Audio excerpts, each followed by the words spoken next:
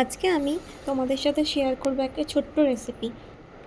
তো আজকে ঘুম থেকে উঠেই আমার খুব পনির খেতে ইচ্ছা করছিল। এবার একার জন্য একটা প্যাকেট পনির কিনে নেওয়া আসে, এটা অনেকটাই বেশি হয়ে যায়। ওই জন্য আমি ডিম দিয়ে বানিয়ে ফেললাম এই রেসিপিটা।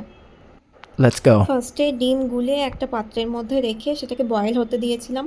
তারপর বয়েল হয়ে যাওয়ার পরে এই কিউবগুলো হয়েছে সেগুলোকে কেটে বের করে নিয়েছি। তারপর কড়াইয়ে তেল দিয়ে সেই কিউবগুলো আস্তে আস্তে ভেজে নেব। তারপর এগুলো যখন হালকা বাদামি কালার হয়ে যাবে এগুলোকে নামিয়ে নেব। Wow! তারপর ওই তেলের ওপর কড়াইতে পেঁয়াজ, একটু পাঁচফোড়ন আর চিনি দিয়ে সেগুলোকে নাড়তে থাকবো।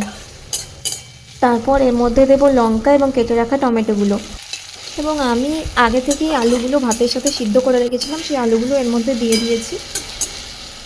এরপর আমি এর সাথে অ্যাড করলাম একটু আদা রসুন বাটা, হলুদ, জিরে গুঁড়ো এবং একটু গরম মশলা।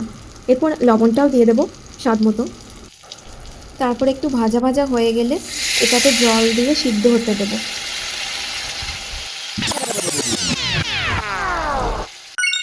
তারপর একটু ফুটলে এর মধ্যে ভেজে রাখা পনিরগুলো দিয়ে দেবো। তারপর সব পনিরগুলো দিয়ে দেওয়ার পর একটুক্ষণ ঢেকে রাখলেই ফুটে উঠলেই তারপরে নামিয়ে নিলেই হয়ে যাবে এই রেসিপিটা।